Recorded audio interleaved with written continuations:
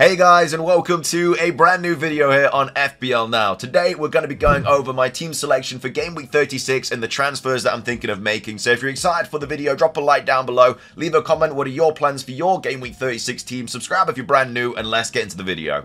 So, starting things off, in goal, we do have Petrovic, who's got West Ham at home. My other keeper option is Onana, who's got Crystal Palace away. But Man United cannot keep the ball out of the net. Not to say that Chelsea can either, but I'm just going to back the home fixture. West Ham haven't been, like, incredible lately. I know, obviously, they just drew 2-2 with Liverpool, but Liverpool have also not been great. But apart from that, I'm just going to play Petrovic. The last time I played Onana over Petrovic, Onana went and conceded like 2 goals and Petrovic went and kept a clean sheet. So I'm not going to make that mistake again. Just going to play Petrovic, who's got West Ham at home. I'm not expecting anything crazy because Chelsea, as I say, are not great at keeping clean sheets either. But that's just the best option I've got this week. So, goalkeeper, Petrovic, West Ham at home.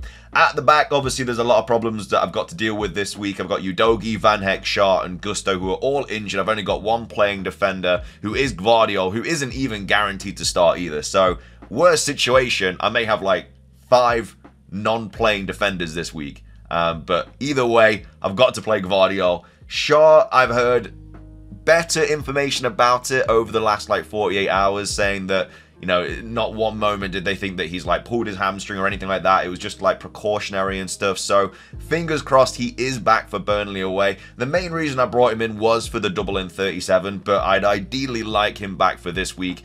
There's other people as well saying that he will be rushed back because, you know, they've still got things to play for and they're going to need all the best players they can have. If he is out, though, Trippier does come into the equation because he's apparently going to be back for, like, Game Week 37, maybe. So we'll talk about that in the transfer portion of the video. But that's only if, like, Shaw's completely out. But as of right now, I really, really hope that he is back because I don't really want to take a transfer for him when I just used the -4 to get him in. And then my last defender is Gusto, who's got West Ham at home. I'm playing double Chelsea defense, but Gusto is also up in the air a little bit. He has been pictured in training even before the game they just played. So fingers crossed that he's even back for the Spurs game. That would be absolutely perfect. But if he's not, hopefully he's back for the West Ham game, because if all of these 3 defenders play, I don't really need to make a transfer this week. And I can just roll and just have 2 free transfers for Game Week 37. But yeah, this is the situation that I've got to deal with right now. Like I say, 4 defenders that are potentially injured. And then, of course, Gvardiol, who might not play. So that's my back line, and that's my goalkeeper.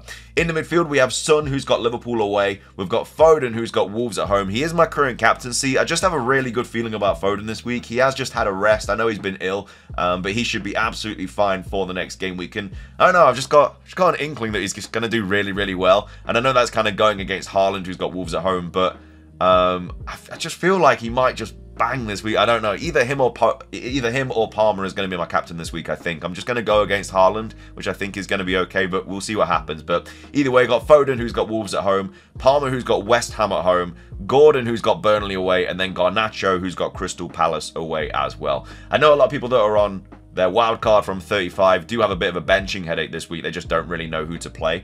For me, I don't have a benching headache. I just don't have a bench, really, which is not the greatest situation. But yeah, I'm going to have to play Garnacho, who's got Crystal Palace away. The midfield looks okay, to be fair. Like, I don't mind Son playing Liverpool away. I think that he'll actually get something in that game.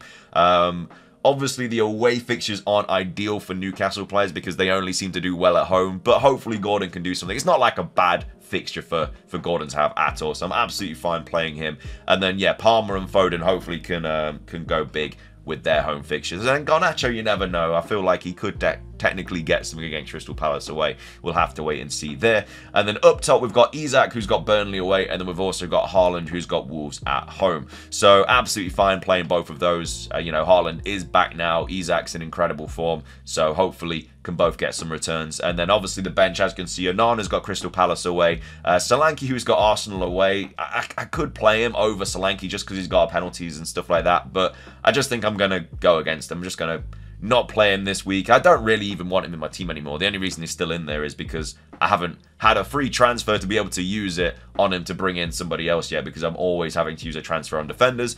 But either way, he's on the bench with Arsenal away, and then Udogie's out for the remainder of the season, and then Van Heck we still need to find out more information on. So that's what the current team is looking like for Game Week 36. Obviously, need to wait for all the press conferences and stuff on Friday before we kind of commit to anything. But the deadline, I believe, is Friday, though, this week. I think Luton play, might be Everton or something like that, on it's like 8 o'clock kickoff or something like that. So it is a Friday deadline. But that is how the team is currently looking for Game Week 36. Let's move on to the transfers, though. For the for Game Week 36, I've got a lot of money in the bank, as you can see, 6.4 mil, a lot of flag defenders, as I say, and 1 free transfer. So I spoke about it a little bit in yesterday's video, but in the ideal world, an ideal situation would just be to roll this week. Hopefully Gusto and Shaw are back, and then I can just play Shaw, Gusto, Vardio, and then roll the transfer, because I don't need to bring any other players in. In one sense, what I could do is obviously get rid of Garnacho if like all my defenders are fine and bring in Fernandes. It is a bit of a sideways transfer, but at the same time, he is on penalties. He's a 90-minute man, and Fernandes is going to hurt my rank a lot more if I don't have him in. So I feel like that could be that's a bit of a nice transfer to make this week, though, if I really wanted to do that.